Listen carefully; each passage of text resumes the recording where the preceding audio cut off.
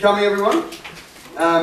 Obviously, hopefully everyone's here for the Q&A and the self-managed super presentation. I guess we'll start off with who we are. My name's Scott Baker. I'm one of the partners of Mobbs Baker Wealth, which is a full-service financial planning firm that's been operating for about 2 years. Previously, I was a self-managed super fund accountant at Mobbs & Company, which most of you will know. So I've got my CPA and I've got majors in accounting and financial planning. Over to my right, we've got Dan Scougall. He's a CPA.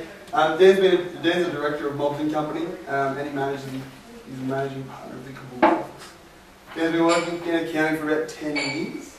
11 now, maybe? Yeah, 11, yeah. Next to him we have Jeremy Streten. He's a lawyer and director at Streten Masons Lawyers over here and in Morningside. Jeremy's got over 10 years experience since completing his law degree at Queensland University of Technology. Jeremy specialises in acting for small to medium sized businesses and does a lot of work with investors buying property. Jeremy also assists a lot of investors buying properties through their self-managed super fund. So, take control. That's obviously you'll see this will mean a lot. The thing behind today is about taking control of your super. When talking to clients about why they want or why they have a self-managed super fund, the same 4 answers pretty much come up every single time. Control, flexibility, investment choice, and cost. I will say that prior to about 2010, these were significantly more appropriate than they are now. Superannuation funds have become increasingly flexible, have reduced costs, and increased features and investment choices. So the reason we are here tonight, and the one investment that you cannot hold in a normal superannuation fund, is direct property. So we're Australian, we love direct property, and this has caused a big movement to self-managed super funds in the last probably 10 to 15 years. Property is classed in 2 distinct categories through super, is residential and commercial. Both can be purchased, although restrictions do apply to the purchase and leasing of residential property. When it comes to residential property, you cannot rent it to or from an associate. Now this comes in your mother, your father, your cousin, your brother, and the crowd favourite, which always seems to be the son or daughter-in-law. They're still an associate. So that's the big restriction. Commercial property, on the other hand, can be used by members of the fund, can be purchased at arm's length or market value from individuals to put in their self-managed super fund. And we'll run through an example. Scott, just on that one, yep. Say it's an independent purchase, yep. From an independent person. Can the person that becomes as a tenant, say that has his own self-managed super fund, can the super fund buy it, then he becomes the tenant of the super fund in the commercial situation? Definitely. Yeah, so even if you were in it and you ran your business from it and then you decided to buy it, doesn't matter, you can, that's fine. So that's, yeah. So that hasn't changed basically, that's always how to do that. Yeah. The way they did bring it in was say that it has to be, like, they basically brought in the residential rule for everything, and then instead of saying, hey, this is commercial and this is residential, they literally just came in with a new test, which basically, the rules of business, real property. It just means that if it's a commercial property, for commercial use, it doesn't have to be, correct me if I'm wrong here, it doesn't have to be actually zoned commercial, but that's when you're able to use it through business and others. Alright, so when we talk about previously, we're going to talk about before 2007. Whilst you're allowed to buy property within your self-managed super fund, you were not allowed to borrow to complete the purchase. You had to have sufficient cash inside your fund and purchase the property outright. With new rules came the notion, we'll describe it as instalment warrant structures or bare trusts. They're mostly these. Alright, so this is the big change, and it has been around since 2007, but we want to have a chat about it today. So this new structure, this bare trust, or this instalment warrant trust, now with clients have been able to borrow to purchase property using their superannuation as a deposit. The same rules continue to apply when it comes to having all members as trustees. The slide does show corporate trustees usually the best option. We will always recommend corporate trustees for a fund, especially when we're going to purchase. We've got 150,000 as the base point of what you would use, and we class that as our rule of thumb. This obviously does depend on additional factors. But we do quite often see it work quite successfully with people from 100 to 150,000. Although the strategy does need to be precise to make sure it's not to the detriment of the member. Well, this is probably the biggest slide when it comes to our situation. The slide says it all. Borrowing to purchase property is about two things. It's about the strategy and the process. The best results that we have found is when there's a central point of contact. You need someone who knows the process back to front and who engages the right provider at the right point in the process. We do often receive calls from clients or referral partners who are going through the process and have become stuck. We are happy to put out the fires when we need to, but it is always going to be cheaper if the process is smooth from the very start.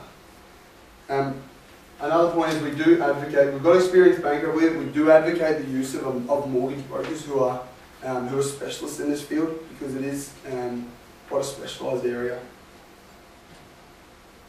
Alright, so the next couple of slides are a bit of technical information, so do bear with me with the use of jargon. Super fund can only borrow to buy an asset, a singular asset. It has to be a single acquirable asset, so you cannot take a line of credit out to conduct share trading and things like that. The bare trust needs to be formed, which essentially holds onto the asset for the fund, and the fund deed has to allow it with the. So, if you've got a super fund trust deed written before 2007 and you want to do something like this, whilst we always recommend it should have been updated well before now, make sure that you look into that before going down this track.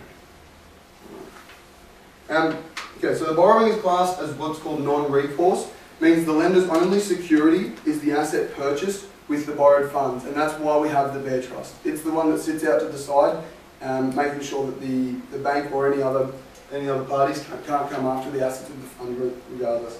As I mentioned in the previous slide, a third party, which is the security trustee or the bare trust, holds the legal title of the asset on trust for the self-managed super fund trustee. Now, the self-managed super fund trustee has a beneficial interest and the right to call the loan for the transfer of the title when the loan is repaid and the mortgage is discharged. So does anyone have any questions up until now? Alright, what we'll do is we'll run through a couple of examples. So Sid and Nancy have $125,000 each in their respective super funds, and they're both age 52. They get advice from their accountant and their planner. They set it up as a self-managed super fund with a corporate trustee, and both of them have to be directors of the corporate trustee. So the main rule that always runs through self-managed super funds is all members have to be trustees or directors of a corporate trustee. One of the main benefits of self-managed super fund is we're able to consolidate our super benefits from respective super funds. So we've each got 125, the balance of the fund is 250. Pretty straightforward. So, Sid and Nancy, we sourced an investment property for about $400,000. The idea with great long-term capital growth potential. Arranged finance of $280,000. Set up the bare trust. We always recommend a corporate trustee under that bare trust as well. And the self-managed super fund provides a deposit of $120,000 to meet the LVR requirement of 70%. Whenever it comes to self-managed super funds, we're always going to recommend making sure that you've got the relevant cash flows. We saw this not too long ago. Even when you're in pension phase, you have to draw out minimum amounts, and we saw it last year, I think in November, where the client, all they had was a geared investment property and weren't able to take out the minimum pension amounts. Alright. Rental income, $18,200. We've got interest up there at 7.5%. You're going to normally, and mortgage broker in the room will probably correct me if I'm wrong, but you're going to normally pay about an extra % on a self-managed super fund loan, unless I guess there's an exception to that rule. Excuse me, can I ask why? Considering that the banks generally don't like to lend in these super funds unless they are cash positive, that makes it a pretty secure thing. Yeah, you'd think so. Seeing my ex-bank manager, I would think that's a bit ludicrous being charged more for something that's on a more secure asset. Agreed, but I guess when it comes down to that, I don't have an answer for you. I don't. Yeah. I don't know the reason for that either. I think the only one it's a sizable amount. it's almost good enough to be called larceny, or usury. Yeah, I'm the mortgage broker, but pretty much any bank's interest rate's negotiable these days. So the normal rates for residential is probably about around 6% at the moment for super fund lending, and you probably get better than that. So, Scott, with that, when you're borrowing, and the bank takes, what are they taking possession over? Not only the assets. I mean, if you're talking your cash flow coming out of your super fund, is that what you're saying, or you're just going to top it up with contributions? Yeah, if it's going to be a negatively geared investment, your contributions are there to offset it. When you're talking about control of what the bank wants to control, it's simply the bare trust. So the only security they have is against that bare trust. Nothing else in the fund. Yeah. So they would, say for argument's sake, if you had contributions of 100 grand a year, sorry, you had income of 100 grand a year coming back, and you were taking 50 grand out, well, they've tied up 50 of that 100 that you've got access to. They have security over that somehow. Because they put an equitable charge over a company if you're borrowing with your company. Not for your super. Not for your super No, fund. I know that, but I'm saying, I'm just trying to work out what they actually control over that 50 grand or whatever. So the only thing, when they brought it in, and like I said before, it's classed under non-recourse borrowing. So the only thing that they're allowed to control is the bare trust that the assets held in. All the income from the assets and all the loan repayments to the bank are paid out of the main self-managed super fund. But if you picture it as the super fund here, the bare trust over here, Yeah, I understand. that's the only thing that they're allowed to come I'm back just to. concerned how the bank, controls. Okay, you're taking other people paying contributions. They may be still working. I'm talking about a situation where you're getting income or generating income through your super fund, taking your allocated pensions and all that thing out of it, right? Mm. So how does the bank secure? Okay, they've got the asset. Is that because the 1% penalty that they're incurring over that over the normal interest rate? I mean, they've got exposure there because the asset may topple over like we've just gone through. And instead of being worth 400, it's worth 200. The bank gets it for 280. Yeah, a lot of the time I've seen, and if it's still the same, is that they're taking personal guarantees as well. Oh, well, that's what I'm asking. Sorry. Yeah, and because they've got you tied up. That's the crux, because if you do it once, you can't do it twice. Because you're already gone. That's right. They've already got you short and curly. Yep. Yeah, That's what I was sorry. trying to work out what was going on there. Yeah, they're not just gonna. No, that's what I'm saying. Where's the tie-up? Because there's got to be a tie-up somewhere. Yep. They've got to tie you up. Normally they're going to ask you for a personal guarantee. Well, Yeah. that was- All right. So the benefits we've got. Any other questions? So the benefits we've got here is basically Sid and Nancy contribute 50,000 per annum, and that's together, so 25,000 each. The contributions tax they're paying is 7,500, which is the normal 15%. The idea of having a negatively geared rental property inside their fund is that with a negative gearing of 13,000, they're saving just under $2,000 in tax. So whilst the tax saving isn't as great as outside the fund, we're able to use the deposit that they wouldn't normally have. So this one's going to be a bit more complicated because this comes down to the commercial property aspect of it. So Bonnie and Clyde own their own business, real property. So this is the commercial property that they run their business from. It's valued at about $400,000. They have no debt on this property. They also have a self-managed super fund with a balance of $600,000. They're both age 54 and have non-deductible debt in their form of in their home, in the form of a mortgage of $400,000. So basically they've got an asset there of $400,000, they've got debt, non-deductible debt of $400,000 on their home, which is valued at $1 million. Basically, as the property is business real property, the fund is allowed to purchase it off the member. And we did this for some people we know, and it's a really easy way to pay our home debt if this situation arises. Obviously they take all the right steps and get advice when to set up the trust. Basically, the funds have a deposit of $120,000, they borrow $280,000 to purchase the commercial premises. Money is paid to Bonnie and Clyde for the property. They can then use the $400,000 to pay off their debt. So what the idea is simply switching non-tax deductible debt, bringing it into the super fund in the form of tax deductible debt whilst using some of their superannuation savings. They've got enough cash there to one of the other benefits is they're able to use the rent that they would normally be paying into their fund as well as their contributions. So we can get more money in the fund as well. Fund now has a debt of $280,000. One in Clyde's business pay rent. Now the rent's got to be market value. Stan will always tell you when you come and see. The fund thus has tax deductions you can use to offset the contributions tax due to the negative gearing on the property purchase. Their principal place of residence is now debt-free, and they can use the extra equity to purchase the holiday home they always want. So some people don't want a holiday home, but it means we're debt-free outside of super.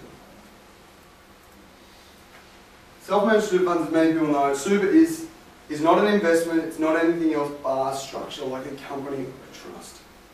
But it's a concessional tax environment. Through accumulation phase, tax on any income that includes contributions of 15%. The great thing about capital gains is that after your 12 months, where it's normally at your well, half of, so with the 50% discount at your marginal rate, you only get 1/3 discount, it goes down to 10%. The real kicker is at pension phase, everything is tax-free. That's the absolutely brilliant thing about it, is that, you know, if you ask any accountant, and Dan will agree with me here because he always says it, but any accountant will tell you to get all your assets inside a super and own your own home outside. So, the big thing is actually the best option for you.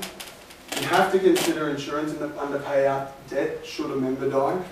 What a lot of people have is what's called group cover or automatic acceptance within their normal super fund, and just simply transferring those funds into a self-managed super fund and losing that insurance in a case where you may not be able to get insurance in the future can be a huge problem for people.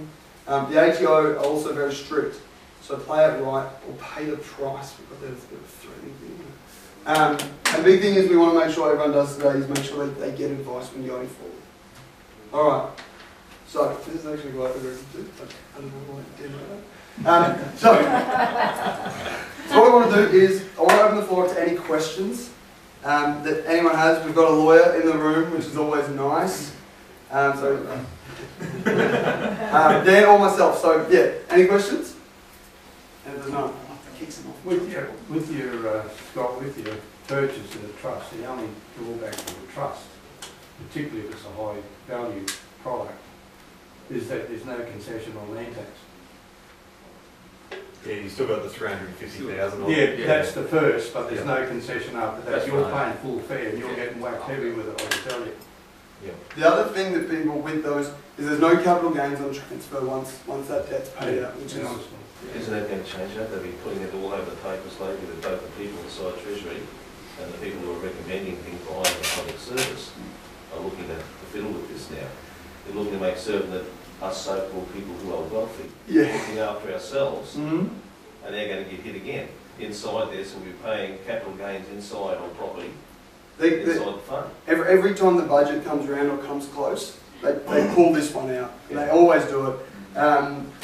They do have, you know, probably the only thing they've pulled up in the last couple of years is the increased tax on people earning over 300,000. So they have increased that, which hasn't been great, but when it doesn't affect too many people. But yeah, you will see, and it'll be more and more coming up to every budget. They'll throw out every suggestion, and every report will come in.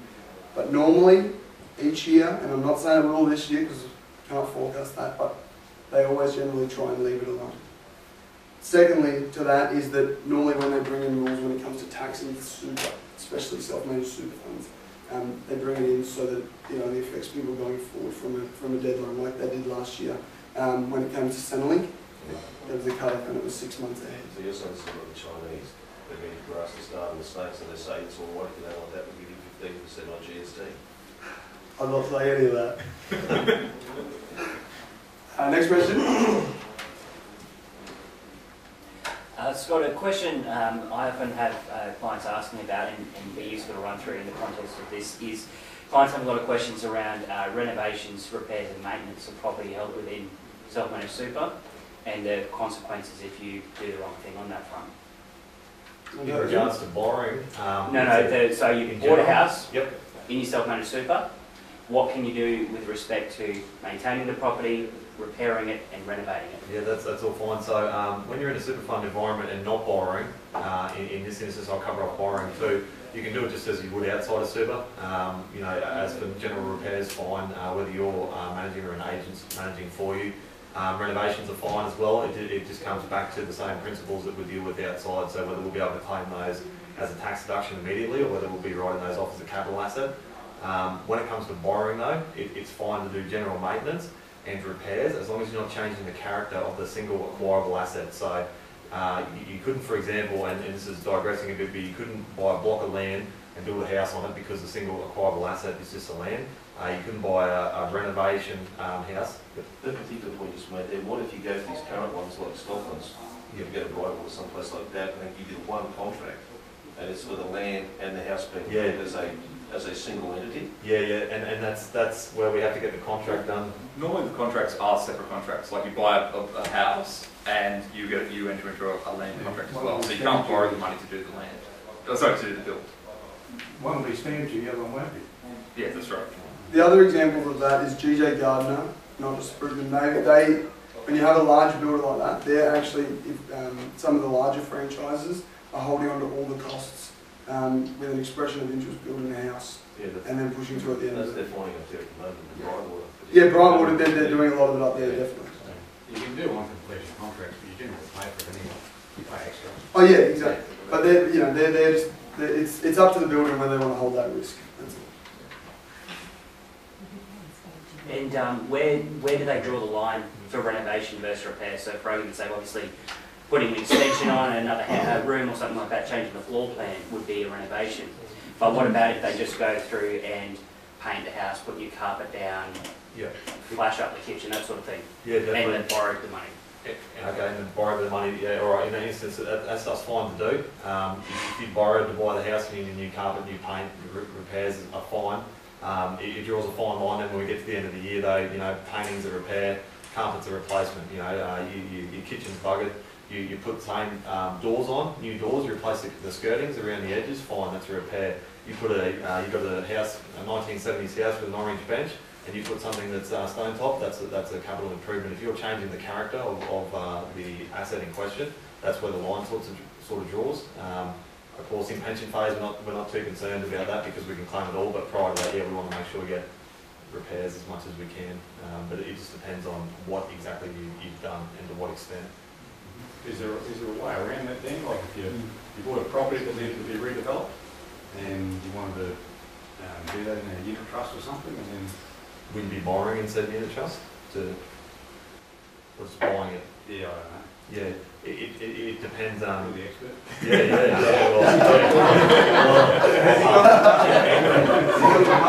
I'll ask that in 3 different questions and give you some answers.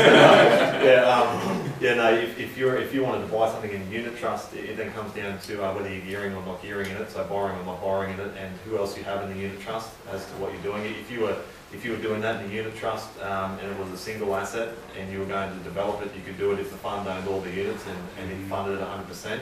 If you borrow, then we have to look at whether it's a related party or not. So if you had a specific example, I could sort of run through one. But 3 super funds less than 50% each. That'd be okay. But let's say the 3 of us did it, and Scott and I are business partners in Multibaker Wealth, because if we did an equal thirds, Jeremy doesn't have significant control over Scott and I, but we to our depends on what side of the table he's sitting on. If Scott and I being business partners, they class us as associates, so that'd be over the 50%. But if it was yourself, myself, and Jeremy, then we could do that as long as you borrow.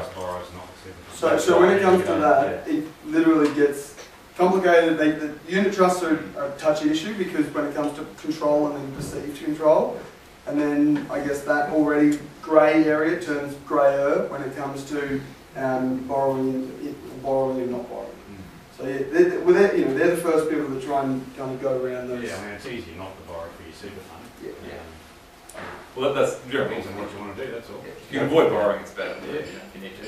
And if you wanted to do it and limit risk at the same time, with your questions before, what you could also do is if the 3 of us had funds, we could put a specific amount in to a new fund where we all form one fund together. We could borrow in that fund. That's limited our risk as well. Should something happen, but of course they do have the personal guarantees, so not perfect. But that way we could borrow within the fund, because the other problem, and Warren, you know this as well, and everybody, Warren's from Crediflex, the broker here today, but what you'd have too is if Scott and I had a fund each, and we wanted to buy one property and we wanted to borrow to go into that property, and we both wanted to borrow in our funds, we couldn't, because the bank wouldn't do a joint borrowing deal with our funds. They haven't done that yet, and I haven't heard of anyone doing that yet.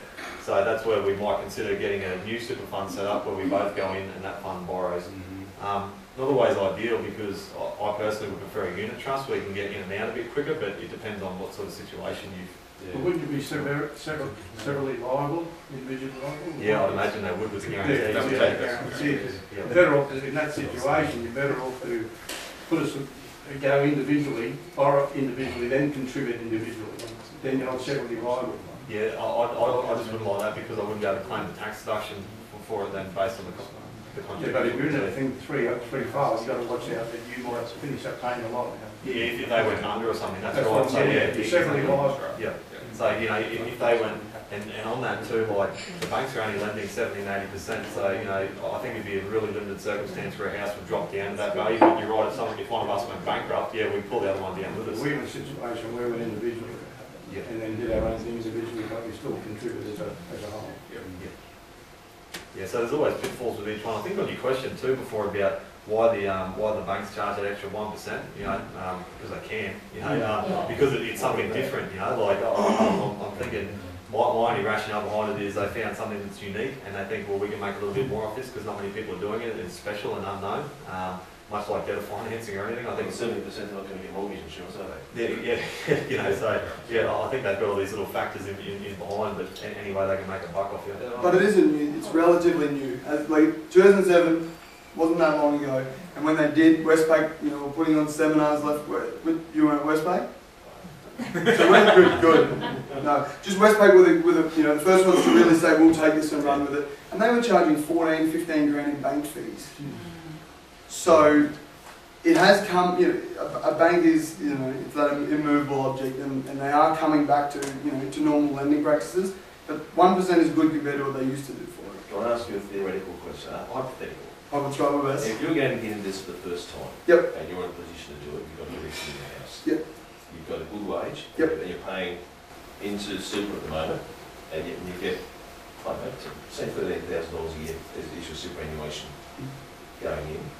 Are you better off getting into real estate on residential basis or commercial property?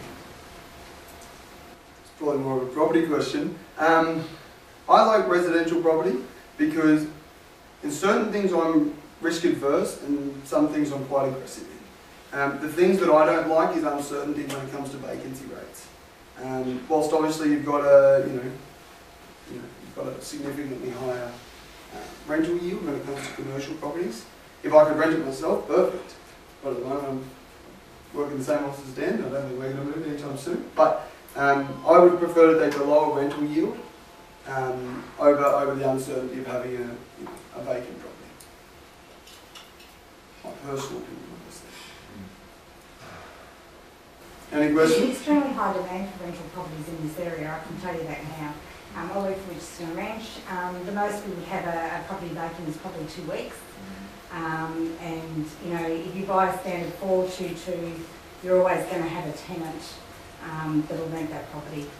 So, and you're looking at probably, you're wanting at least probably a 6% yield on it, like a gross yield on it.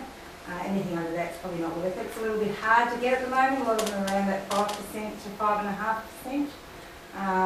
But you're going to turn. You can get a long-term tenant. You're going to keep them in there, and the important thing with the rental property is to keep that maintenance up on it so that it holds its value. But you're not getting great appreciation. Even over the last 10 years, there hasn't been great appreciation across the board in this area.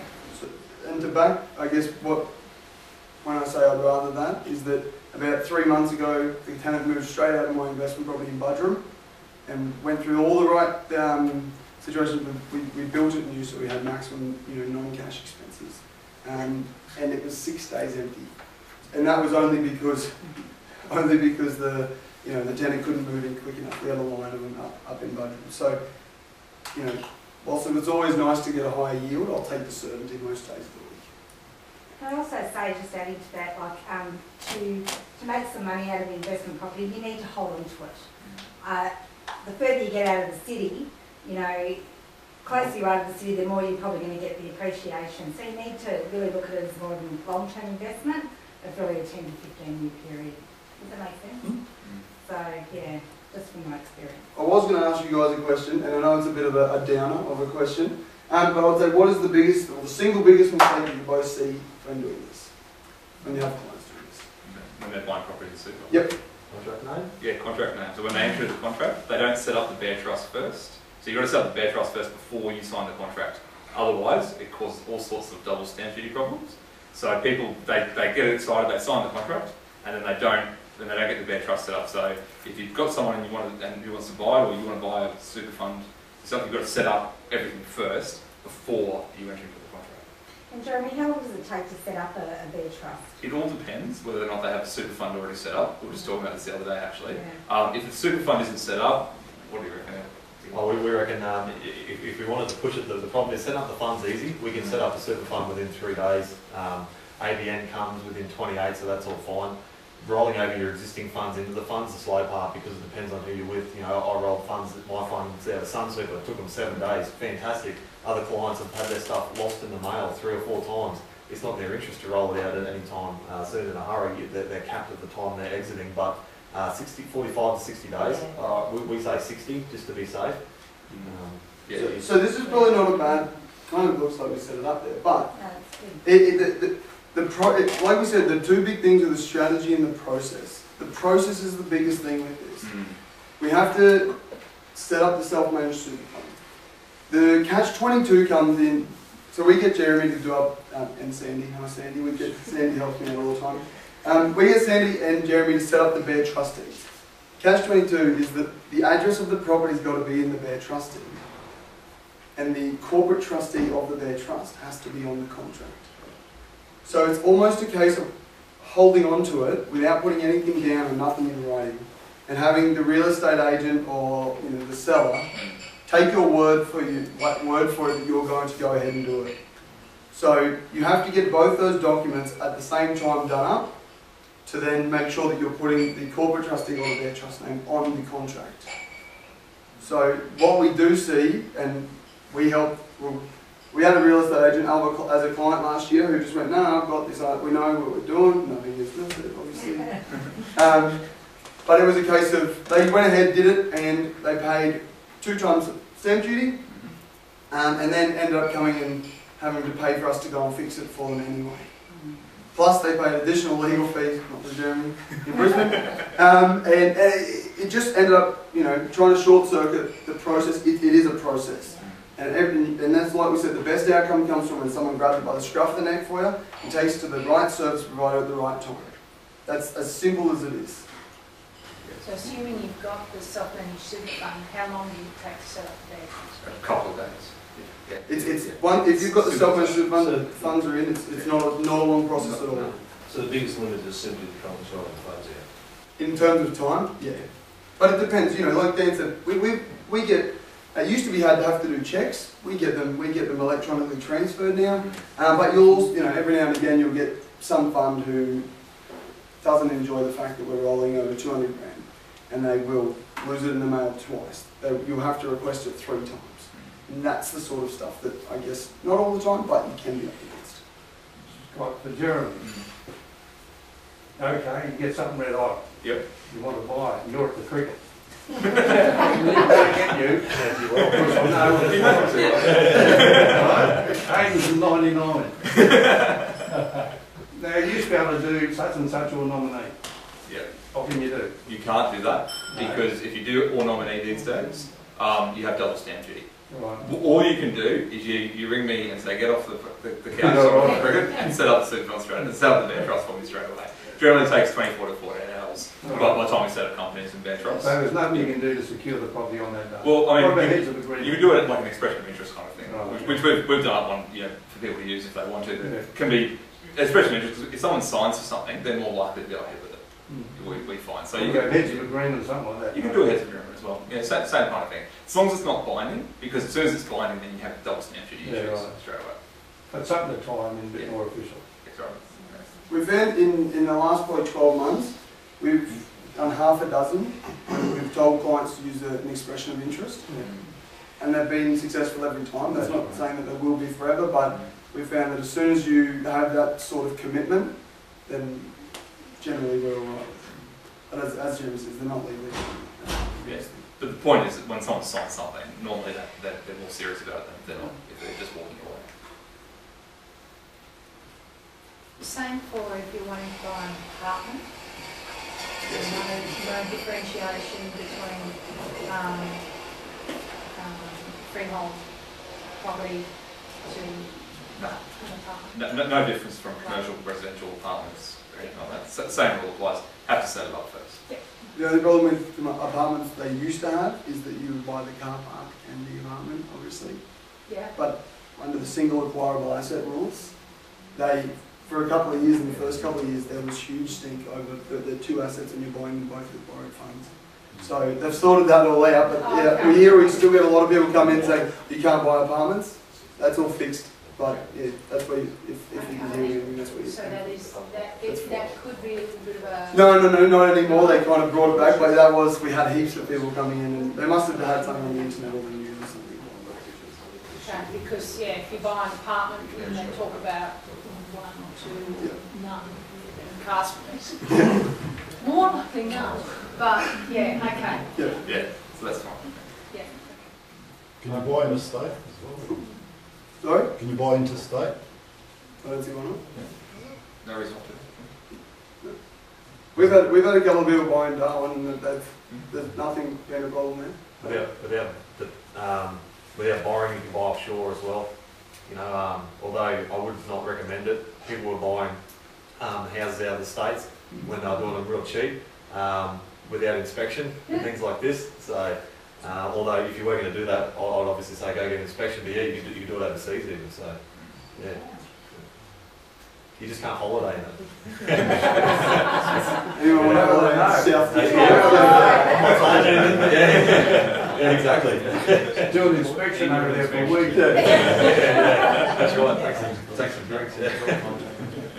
Maybe tax deduction then, I wonder if you're going to do an inspection on it. You can't buy the truck hire. Yeah, if you decide to go down this path, we make the decision we're doing this, we're going through it and doing it this way.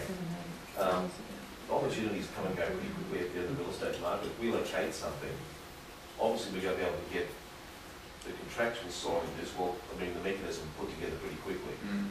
So that the main limiting thing for us is simply waiting for the funds to come across before we can actually do anything. Yeah, I'd set it up. If you were dead keen on doing it, I'd get the fund started straight away. Maybe just sit it in a bit of an interest earning account, short term. And, you know, if you're talking a couple of months, Scott's advisor, but from my perspective, yeah, we'd set it up, Scott would roll it in, and then at least you're ready to go. So you've got your gun loaded. As such, you've taken the I suppose, unknown. The thing is, I may find something, because I'm home one week and gone the next. If I find something this week, an awful lot of people are pushing at that moment. Forgive me, real estate agents, but they're the worst. But You'll forgive them. yeah, I love this thing out there, the Dutch auction. What do they call it now? The multiple levels of offer or whatever it is. I like to see how they call it. Anyway, yeah, geez, I've seen some years. If we go out there and we want to find something, I've got to move pretty quickly out there at the moment because some of the opportunities are pretty good. Yes. And forgive me for saying that some people are in trouble out there at the moment. And you need to be able to secure it, and everyone's pushing for deposits and pushing for everything straight away. So coming here and saying, okay, push the trigger on this, we're going to run with it. Within a week I'll have the mechanism in place. It's just simply that I still can't do anything until the funds come through and you say, okay. That's right. You can always, Oh, sorry. if it is set up, you can always just put an extended settlement time on with an extended finance clause. So we recommend, and Warren, how long does it take you through? But we normally recommend if you can try and put a 45-day settlement on. 45-day finance clause, 30-day at the minimum. So that if the funds aren't in there, then you can at least just get everything you need to do and we That's can the problem with the auctions, so auctions, they don't give you that, do they? auctions, And yeah. then the other So- ones, they just have price on It's application. not an attractive prospect to the seller either, is it? So, have to And a tie lot of that properties up out there for go that. to auction. Yeah, I live on the Sunshine Coast, and we just bought last October. It was everything went to auction, and Everything I'm go not to a auction, particular right, fan of right. auctions. Yeah. It was horrendous. Yeah. Yeah, it was hard work up there. It is in those hot areas, you know. Yeah, the hot areas they're auctioning. If you, I mean, the risk is, you could set it up first before you go to the auction, but the risk is you get the highest bid at the auction and you wasted money setting it up. So we Can could you be have it setting there up. next time? The bear trust. Yeah. You have to then change the bear trust. So the bear You have to redraft the bear trust each year. So the thing is, It's go find time. 8 for the property. Yeah. What's the cost of that, Jeremy? Bear trust is 660. Property specific. Yeah, just for the bear trust is 660, and it's property specific. It has to have the actual property. So look, you set up everything else first, and then wait till we find the property and say, set up the bear trust. You could do that if you were super keen and worried about timeframes. You could do that. Okay. You're better off having your self-managed super set up ready to go because it takes time. Yeah. Yeah. Mm. Yeah, but then you've got to have the property in the bear trust name. You don't even know if you can win it at auction or not. Exactly, so, yeah. It's a risk that you take. Yeah, so it's going to cost you $660. Those are all my questions. Just waiting for Kelsey to throw you a curly one. Nothing. Richard stole one. Oh. Like that's pretty much it. Is there any other questions? I have one. Oh. I have a lot of my clients come to me when we do the bear trust, and I normally deal with commercial ones because a lot of people have the benefits of that.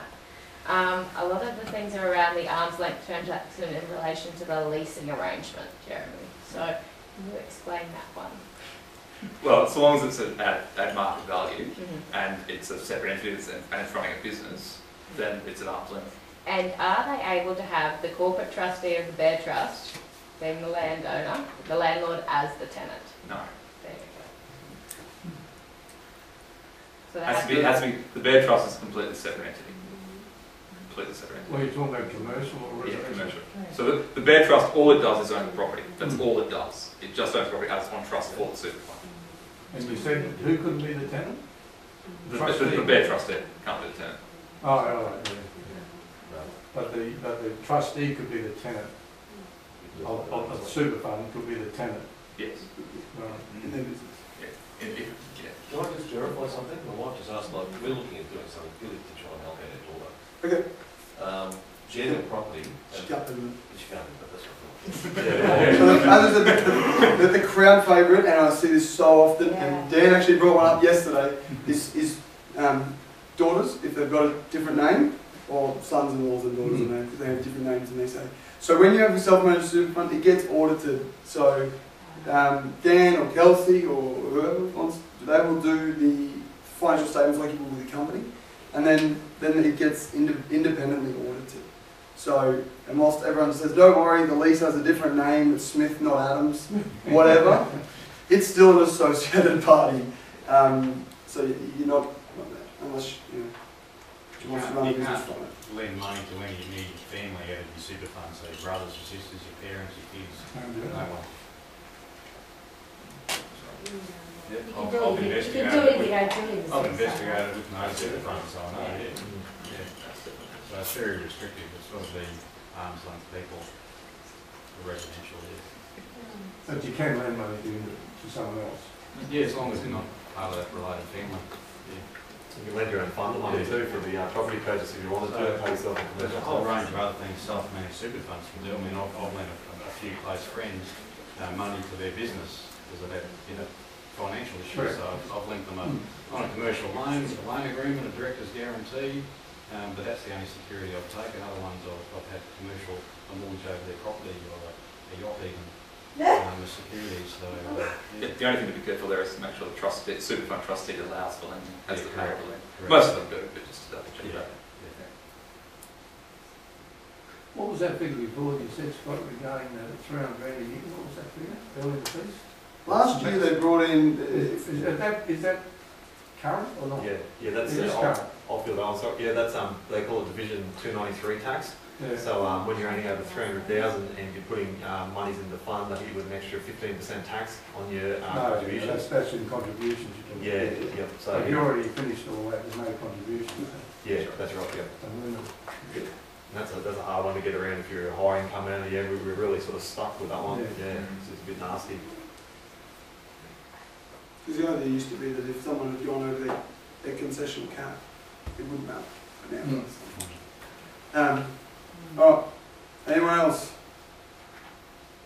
Perfect. All right, we might wrap it up. Thanks very much for your time, guys. I think we'll all be sticking around for a beer or two. Yeah, two maybe. So if you want, come up, ask us questions. Thanks very much. Thank you. Thank you.